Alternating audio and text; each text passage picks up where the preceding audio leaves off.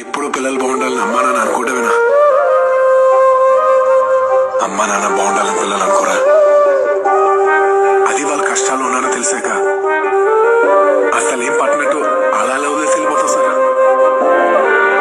నేనైతే వదలను సార్. మా నాన్న వెనక నుంచి తిట్టుకున్న వాళ్ళు ఆయన ముందుకొచ్చి కాళ్ళు పట్టుకోవాలి.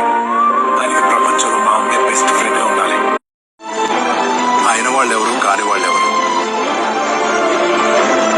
తోడుండేవాళ్ళు అయిన వాళ్ళు, వదిలేసి వెళ్ళేవాళ్ళు కాదు.